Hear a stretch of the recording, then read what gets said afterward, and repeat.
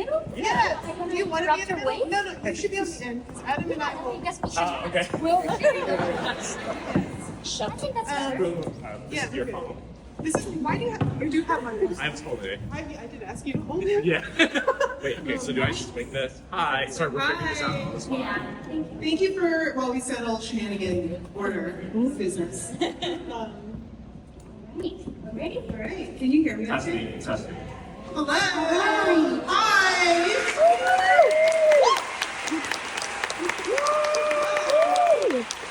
Good afternoon. All right, hello and welcome to Boundless Imagination, World Building in YA Fantasy Cycle. What's happening now? I'm just stupid. Okay, so a fun fact, Tracy is like literally one of the funniest people in the world, especially in my life. So it's always a bad idea when we're on stage together. Like, literally, like Tracy sent me a text when the itinerary was released. 4 sessions ago, she was like, they have no idea what they've just done. I think I was like, look at this. Like I said, screenshot, and Adam's like, oh no. Like, did they know what they just did? So anytime festival organizers are in the room, you want to make the most beautiful mistake. Right.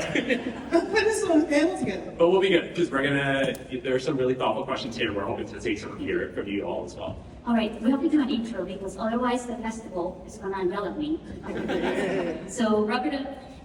Okay, at this time, please silence your cell phones. After this conversation, the authors will sign books at the signing tent located at 11th Street between Congress Avenue and Brazos Street. A portion of all book sales help support Texas Book Festival's mission, which includes expanding literacy initiatives and access to literature across the state. All right, I think we're in for a treat now.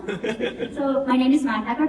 I am the co-host of Literally Books, the podcast. We're with literally anything because it should not be a saga to find your next favorite read. Just a little big shout out to my co-host who is sitting in there somewhere. Somewhere. Hi, folks. Hi. But today is not about me. Today is about Tracy Deonn and Adam Silvera.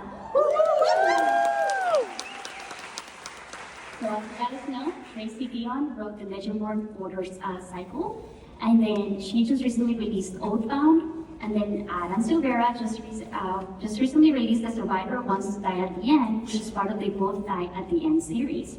Do you guys want to give us a little bit of a blurb about your books? Yes.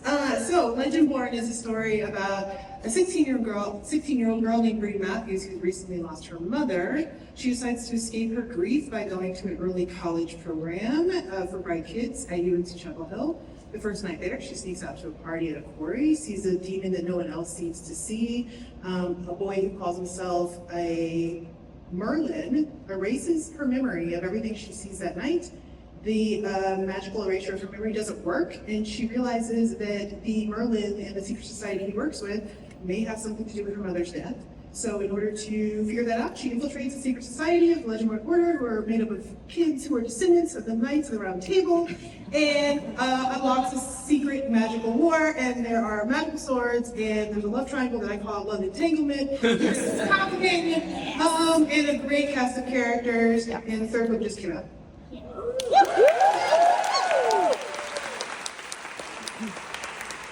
So mine is a lot less complex than that. It's set in a universe where an organization called Death Pass will call you on the day that you're going to die, and not to tell you like how it will happen, just that today is the day they are never wrong. And every novel in the series follows a different set of star-crossed lovers who are dealing with the Death Pass call, or in the case of the most recent book, the lack thereof, is the boy who's struggling and wants Death Pass to call him. It takes place over a day? Takes place over a day? Yes, yeah, they take place over like 24-hour periods. The most recent one takes place over the course of a week, which is a break-in structure that was really fun and loved by me and hated by a few of you. So,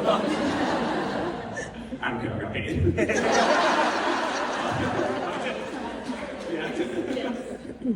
So, one thing that I always like to start or when we're talking to authors is just kind of asking them, what was the book that made you guys a reader?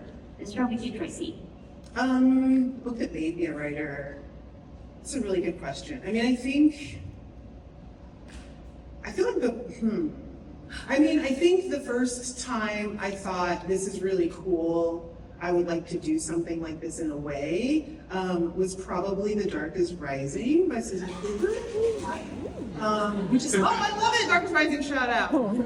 This is what I consider to be one of the first young adult contemporary fantasy books of real note that like took place, like really sits in the young adult story space in terms of category and really hits contemporary fantasy. It's set in England, and it's set in a period of time for Susan herself was like post World War II.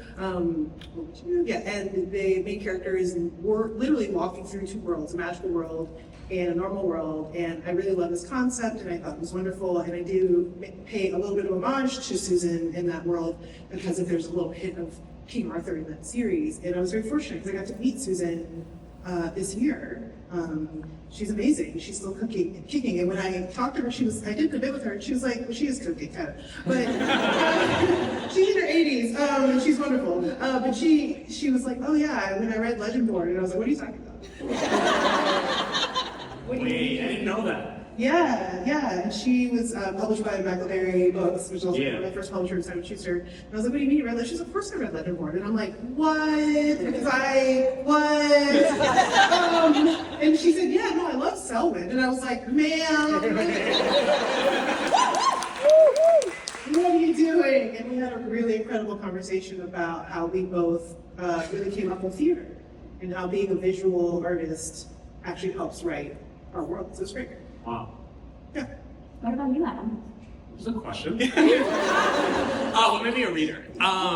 Okay, so I'm actually kind of like, I think a rare example of a writer who was a writer first and a reader later. Like I think typically, we're always like, oh, you read a lot and you grew up reading, then you like kind of start wanting to write your own stories. Like I really learned story through television, like my Saturday morning cartoons, especially like the X-Men and my Marvel shows and stuff like that. And then also video games. Like, and I don't think that enough credit is given towards video games in terms of like just masterful storytelling. And there were so many times that I'd be playing a game and then I would get so inspired. I would like my friends are like waiting for me to like join back in the match and like help them like defeat the other team or whatever. And I'm like taking notes for stories that are just kind of like rotating in my head. And so I mean I really like I think I've read maybe I was not a fan of the books that I was given like assigned reading in school. I think the only book that I really was like super into was Curious Incident of the Dog at Nighttime, and which like we all got in trouble in class for like reading past the assigned chapters, and I was like, isn't that like what you want from us, right? Like I just don't need like Huckleberry Finn in my life. Like I just I'm good. That doesn't speak to me. Like I don't care. Like there's a lot more like modern literature that like I can be consumed in, and I do think that if presented with some more exciting choices when I was younger, I've been a lot more engaged as a reader back then, instead of coming into reading more in my like early 20s, like to be honest. So I really would just like to credit, like comics and cartoons and video games for, aiding me in becoming a storyteller. Yeah, actually, before we go on, I want to actually hit this point, because you and I talk about this all the time, that like we both grew up, at once on comics, cartoons, early morning cartoons. Sailor Moon for me was like really formative. Early storytelling, and I feel very fortunate that a lot of my early morning cartoons were the cartoons that had just like really great jingles. This idea that like I understood the story as long as I could sing along, like like like Pokemon, or just like Sailor Moon's theme song, or even like Teenage Mutant Ninja Turtles, and I do think that there's something about the way that you and I always connect over the story, not the actual format always, right? Like we're like, I'm telling a story. Yeah. I actually identify more as a storyteller than I do as an author. Oh yeah, I agree. Like I'm like, yeah, I write books, but that's just how my stories are coming out right now. I've also written plays and short films, and I have drawn comic books. Like it's like I'm a storyteller. We are in this moment where I'm writing books, and that's really lovely, and I will probably do that forever. It's not the only way I tell a story. Correct. Even right now, we are storytelling. Right. Yeah. So I think that that's something that comes up a lot when I talk to other authors who strictly identify as novelists. I do think there's like I have a difficult time understanding, because I'm like, okay, but that's just the container, and also your story lives outside of the novel. It's bigger than that. It can be if you choose to make it. Yeah. And speaking of storytelling, when you guys are thinking about these ideas for Death Cast or Legendborn, what came first? Was it the characters, the story, or what was the initial, how did that idea come about as you guys were trying to come up with this storytelling idea? So we do, Adam. Yeah, so They Love Dynamics actually the rare example for me where the world came before the character. Like for me, it's like always like a very character-driven writer, and I was holding my newborn goddaughter. She had to be like a few weeks old, maybe like a couple weeks or something.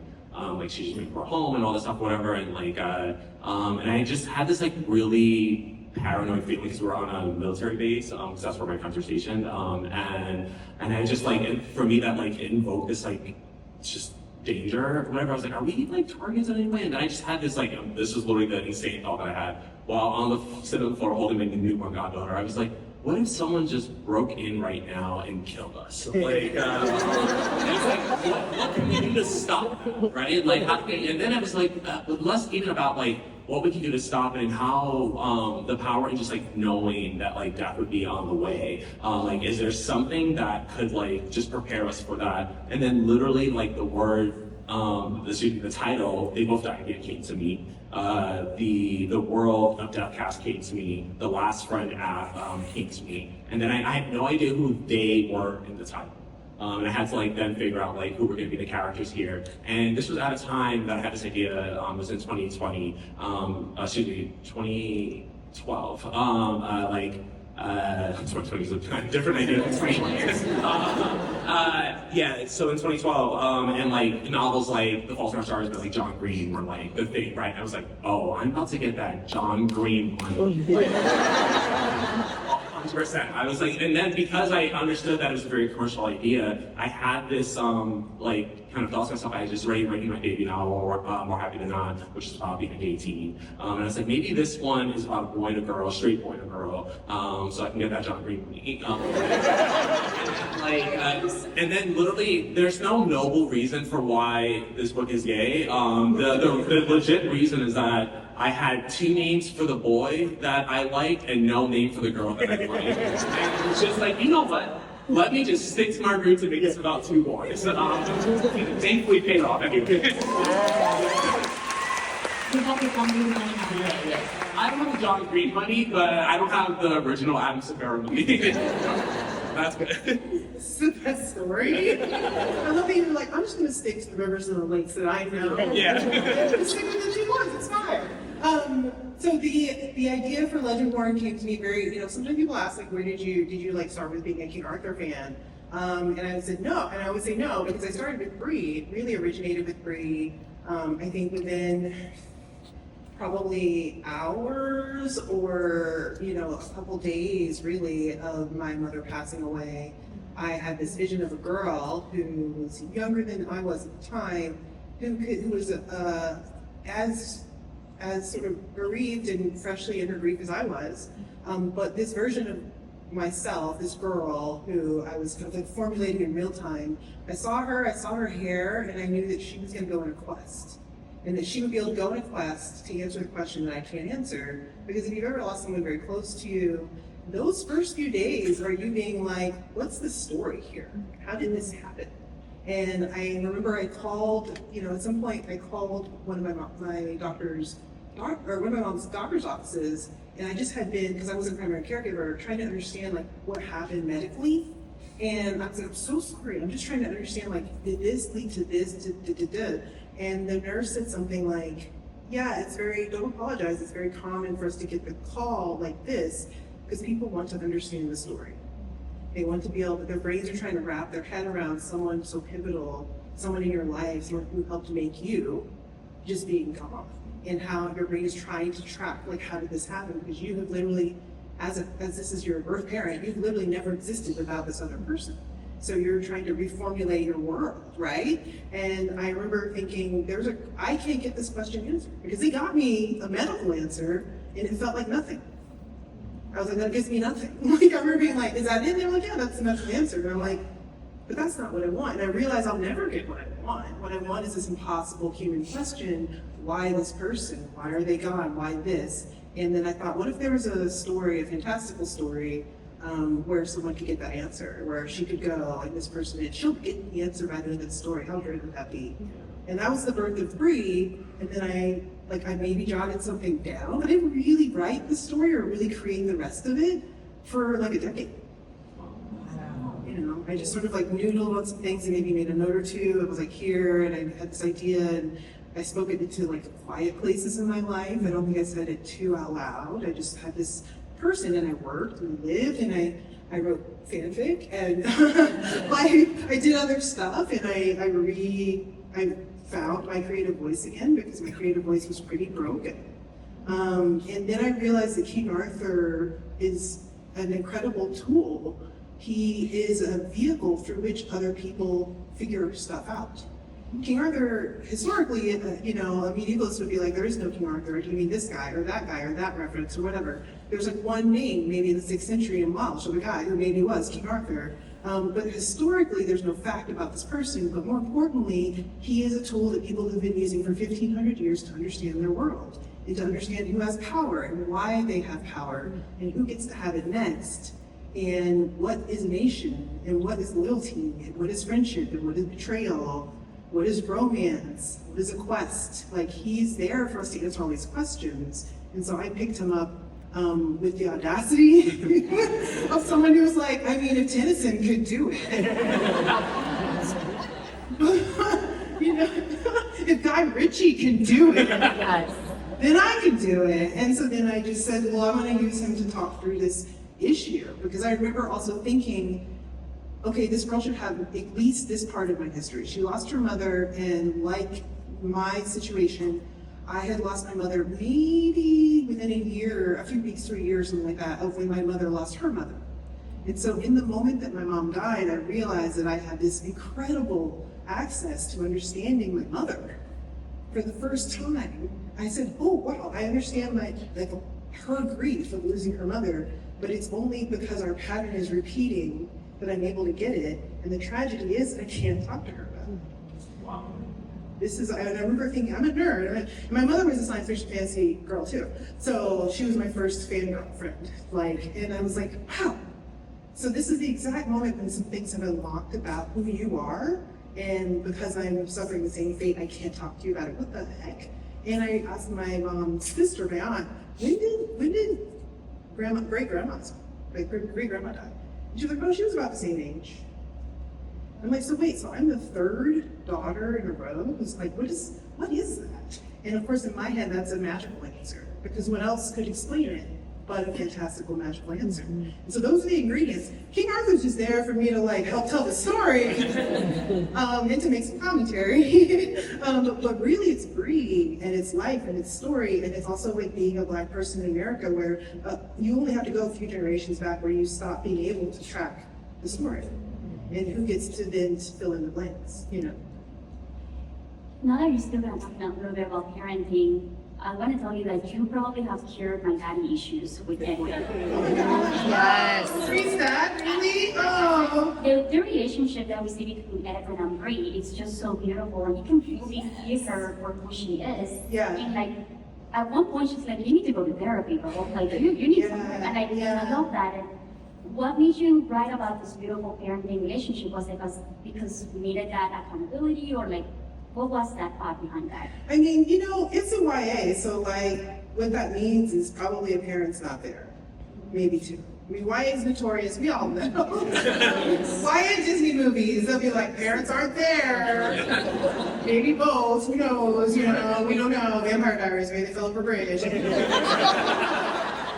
There's always a reason why a youthful character can't have parental guidance. And in this case, I knew I didn't want to sort of do this as just a YA tradition. It's a tradition for good reason, but I wasn't doing that. This is a grief story. The whole series is a grief series. So I knew I was like, I'm taking away her mother, but I need to make it very clear that it's not because I don't think she needs guidance or deserves guidance. It's because this is her quest.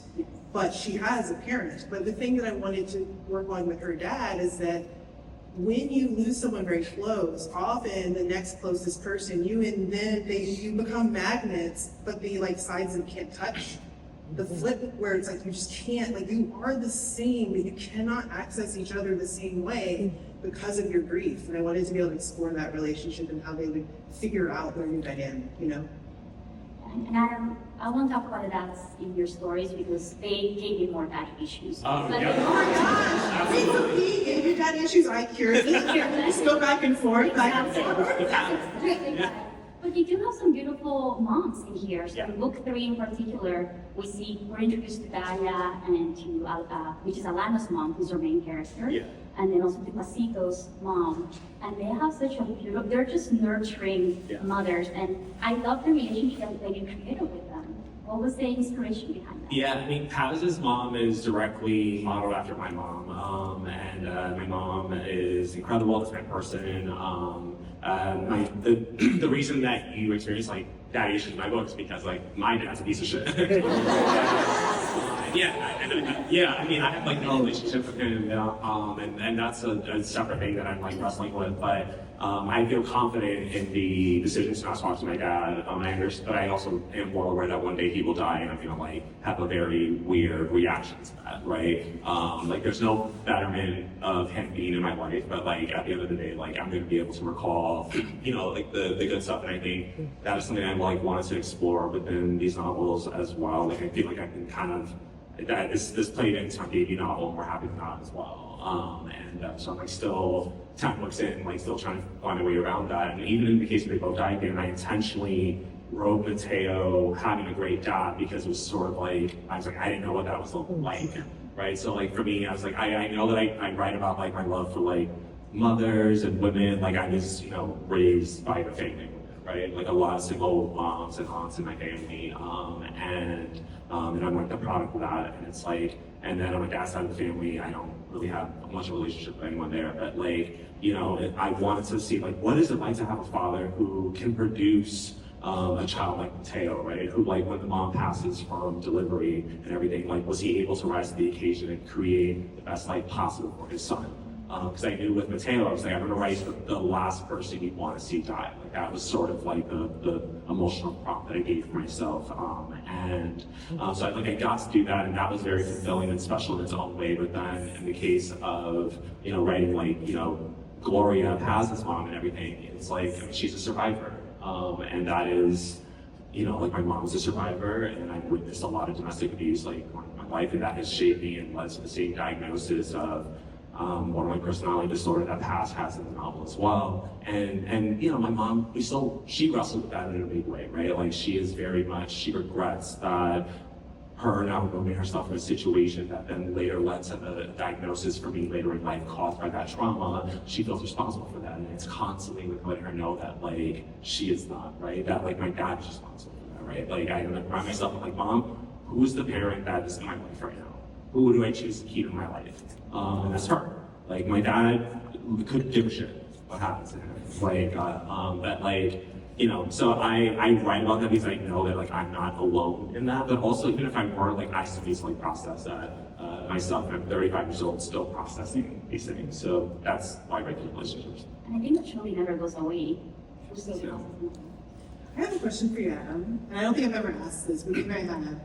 So what I love about talking to you about where your work comes from is it's so clearly an internalized process that you're generously inviting us to witness. Like you're processing, you're working through it, and your work is like, it sounds like what you're saying, if I'm reflecting it right, is that you're working through a thing that's happening in your life, has happened in your life, Yeah. and even could happen continuously, right? Like things in the future.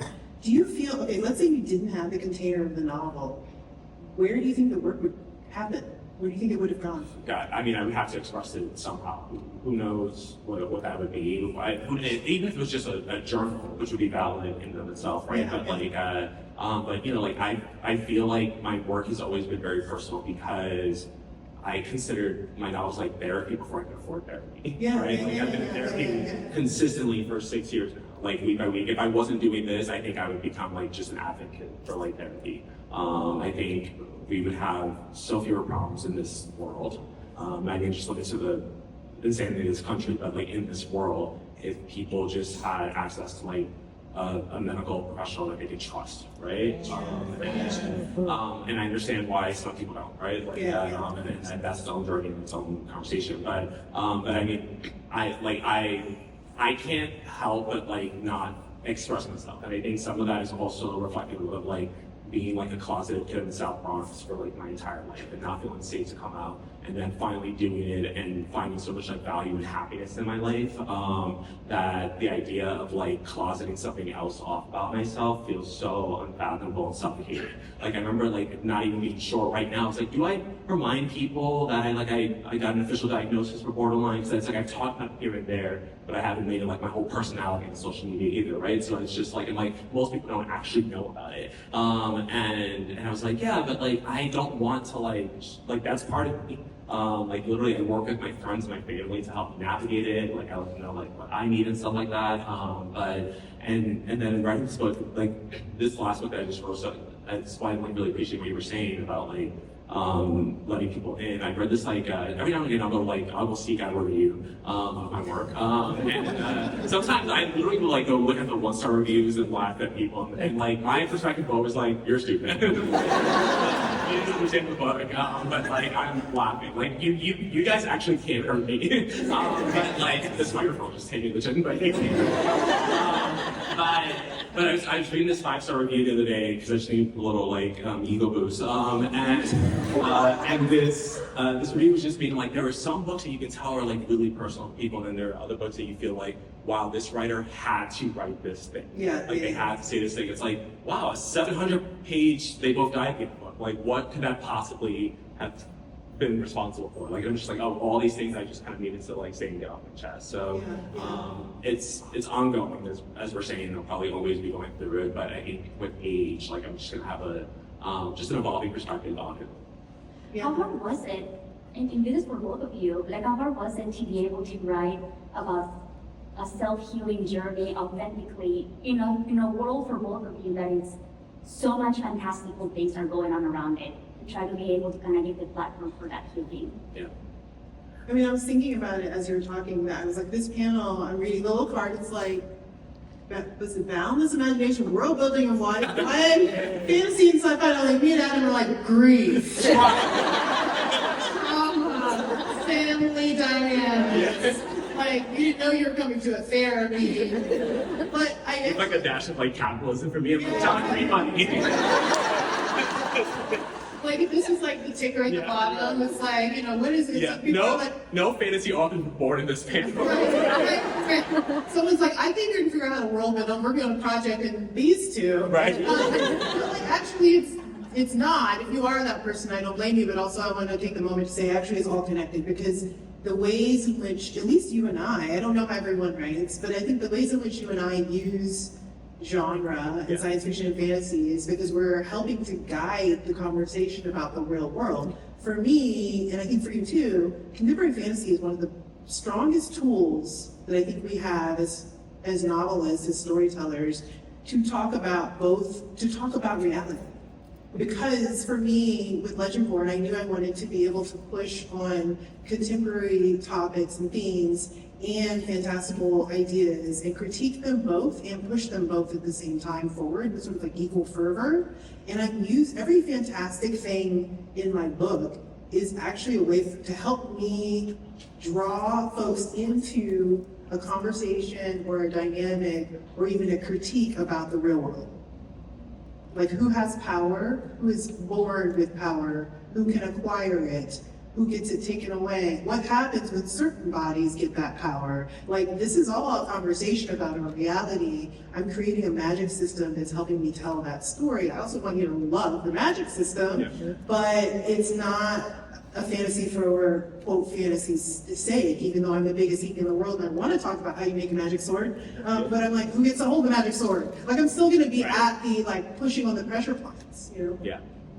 I know we have like 15 minutes left, so I'll answer quickly so we can get to your questions as well. I think for me, the way I think about like any genre story is that if I wasn't using like a genre element, I would still be able to tell that story in a contemporary space, right? Like, no, like, would the characters immediately know that they're going to die or something? No, but I could still tell a story about someone grappling like with their mortality, right? Or someone wanting to die, and throughout all these different lenses. So, and I think the same is true of Legendborn as well. I think you can absolutely tell a story about Bree navigating that grief without all the magical elements to it, right? And Yeah, she was kind of yeah. experiencing it before the magical Yes. stuff kicks off in her book, right? Yes, Like, yeah, and you yeah. could have absolutely done a whole novel Yes. of just Bree asking herself these questions that she wants answers for. Yeah, yeah, yeah. And both of you, I know that we probably my last question, but for Alano and then for Bree, they have inherited this amount of power that maybe they didn't even want to. How important was it for you to be able to write about this, like how young people handle power versus like a full-grown adult? Because they're very different. Yeah. How did that come about? I mean, so that was actually really hard for me because Alano is the heir to the Death Pass Empire, the organization that predicts when people are going to die. So he's like born into this and everything, and I'm like, I was not born into power, right? Like not in the traditional sense, right? Like being white passing, yes, like there's a lot of like, and being a man in general, like there's a lot of white power that comes from that. But like, but yeah, I mean, I grew up very poor. I lived in a one-bedroom apartment up until I was probably like 19 years old. I slept in the same bed as my family since I was 13, and then even then there was like bunk beds introduced for like me at 13, my brother at 15, my mom on a fold-out cot. That was all due to the generosity of like one of my cousins, Charlotte, who like just came to low money and like got us all beds because she was like, you're 13, you should have your own bed, right? Like, so it's just like, and then writing about someone like Alano, whose family owns property all across the country and even some other locations around the world or whatever, and like flying in like I wrote about a crazy private jet in that plane that like my editor was like, but this isn't possible, right? And I was like, I didn't think so either. So I was like doing research on private jets that have like staircases and game rooms and movie theaters, and I'm like, what in the Taylor Swift is happening? John Grace will have that money. How do you know John Green knows about those jets? Who knows about those jets? Insane. Maybe John Green does. Yeah, it's honestly wild. And it was like I wrote like a kind of a little bit more of like a toned down version of like the craziest jet in the world that I was like looking on YouTube. Anyway, it was crazy. So like, but then writing about like Alano kind of like wrestling throughout what that means for him, because also like when you're born into a family like that, you have that spotlight on you without any of the responsibility that you asked for either, and yet you're still asked like, and not even just asked, but like expected to play the part. Yeah, I mean, I think Legendborn through and through, if you look at any of the characters who have any sort of power or have it taken away for that matter, like it's about what the young people in this role do with power and what do the adults around them feel when young people have power. And I feel like that's the thing I would like to, end on maybe, if I'm gonna have an ending question, is it's very, very interesting and you can track the history of what people who maybe were born into power who are adults, what they do and feel when young people get it. And I think the power of YA in a lot of ways is that it allows a reader, adult or otherwise, to remember, because to me, the power of a really wonderful YA novel is that whether or not the character gains power, it's a positive arc at the end, they get more powerful by the end of the book, or whatever. The important thing and what makes them special is that we remember that the thing that they had at the beginning, the core of who they are and how they live in their values, is actually the thing that makes them most powerful. And they had that before the book even started. Mm-hmm. And so a lot of what young adult literature does is it's a story about reminding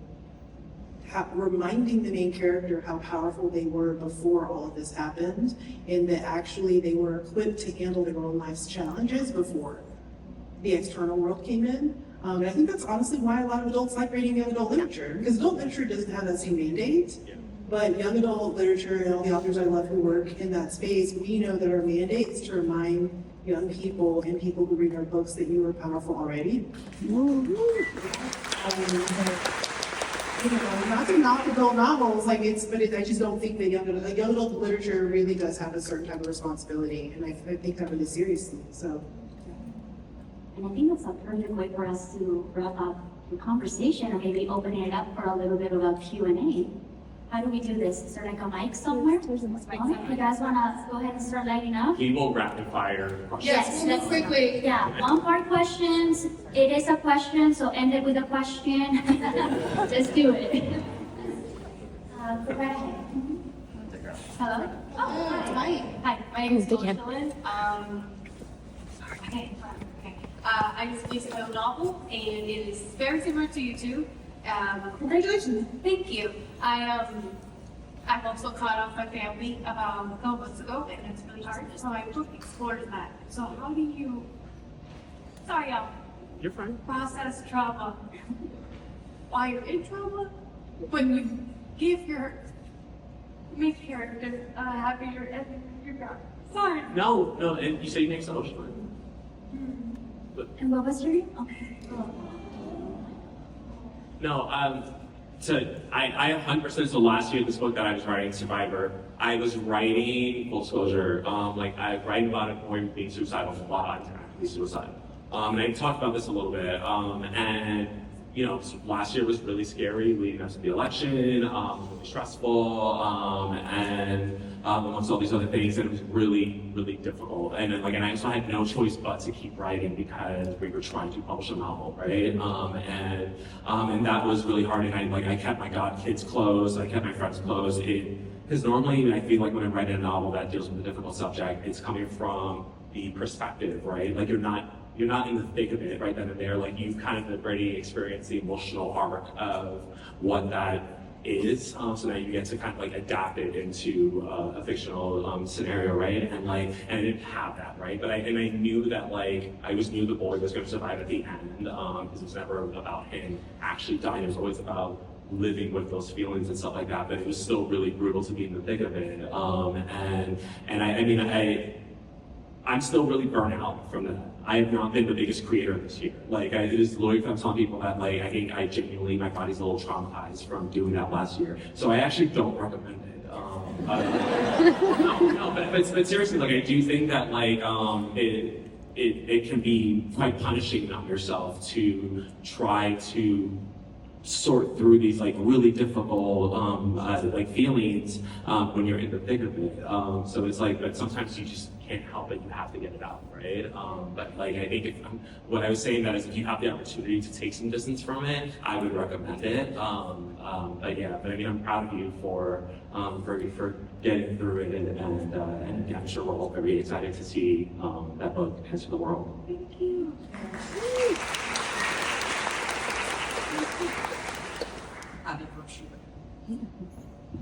Hi, I'm Angela, and this is for Tracy.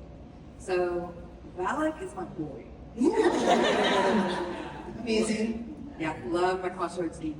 Would you write a story about just him?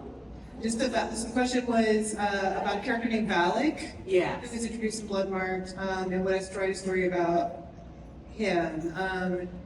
Valak is a proprietor of a demon power broking bar. I think so. I think when I first came up with the idea of Valak, I was so excited. I think I called my agent, and my agent is lovely and also represents Lee Bardugo.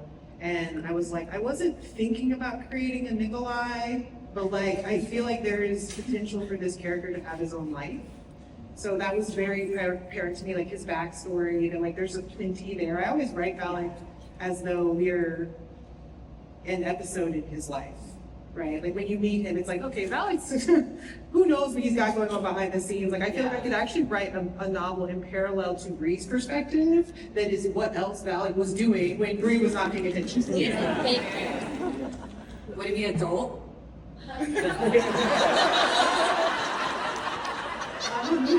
Since it's gonna get recorded, my agent's gonna be Tracy. I think I wouldn't commit to it, but I think it would kind of have to be adult for Valak. Yeah. And also, looks like we have 4 minutes, so we'll just lock here. Yeah. Hi, I'm Audrey. I'm really curious as to what y'all are saying about exploring grief through genre, specifically fantasy and speculative fiction. And I'm just wondering how you write that when it comes to community and building support around the characters. Ooh, I have an answer to my tongue. Please, because I was damn, I wasn't ready for something. Question was 2 minutes today.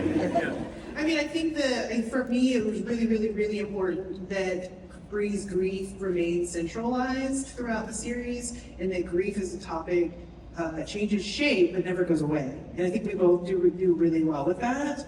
And when that happens and grief changes shape around the main character or whatever, it's grief ahead, whatever, for something that hasn't happened yet or that has, I think we have to use the ensemble cast to show the reader all the ways in which people can react to grief. And there are people in Legendborn that purposely knew right off the bat we're going to be reacting poorly, because that's representation. You need to be able to feel validated, and like the person who's just like, oh, I'm so sorry. You know what? Reach out anytime you need. Just reach out. Just call me anytime.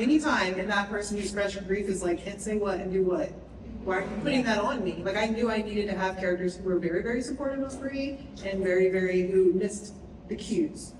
And I'll say really fast, like really big, excuse me, that you know, I think there's like the good and bad of this in the community, where like in the world like Deathcast, you can have like the last friend act can exist for someone who wants some company on their end day, but they can't find it anywhere else, right? So you can like get like a good, you know, person to just like hang out with you during the day, right? And then there's the flip side, right, where you're gonna have people who like want to commodify death, so they are like creating businesses for people who are like dying that day and everything, all really just like appearing noble, but really so they can like get as much money from people who don't need to save. And I think these are like the negative aspects of that, and those elements need to be taken into mind when like world building as well. Okay, final question. Yeah. So I love writing, and I guess I'm wondering, I'm curious how you can like basically insert yourself into a story without taking it too personally. Like, I guess what I'm asking is, I have trouble putting myself in a character's situation, because then like it feels like more real.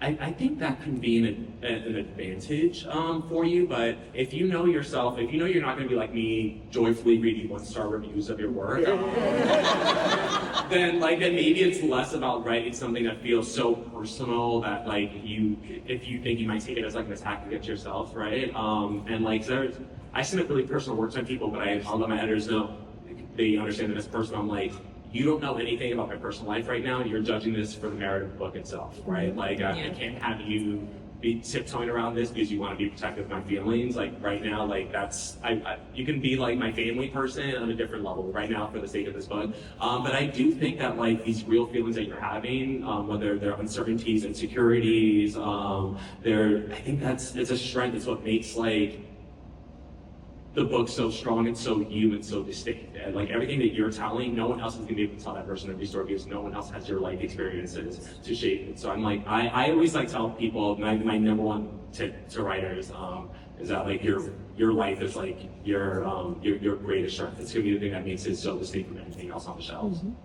Yeah, and I'll just add to that like I think there is a process to figuring out how to put yourself in the book and on the pages, and how to bring authenticity to the book and the pages. And you can bring authenticity without putting yourself on the page. You can bring it through dimensionality, right? So when I say that, I mean there are dimensions of me in many of my characters. How my rage, my passion, my humor, my care, and I allow myself to say, this character's gonna get my compassion and like what I really wanted. This person's gonna get a lot of my fearful feelings, and like some of that's just the work that I've done where I'm able to do that and say like this is when I am angry, and that's where this person's anger comes from. And that doesn't mean that I'm not on the page. It just means that there isn't like me, Tracy, a person just got in all my totality in one character. So I think you could be mindful of that, but also readers are, and this is a compliment, they're authenticity bloodhounds. Readers know and can feel when something didn't come from your gut in terms of a human response or human reaction, not plot, I mean people. And so I think when it comes to character, we do want you there. But I think you can be very mindful and careful about how you put yourself there without making you as a human vulnerable, you know? Thank you.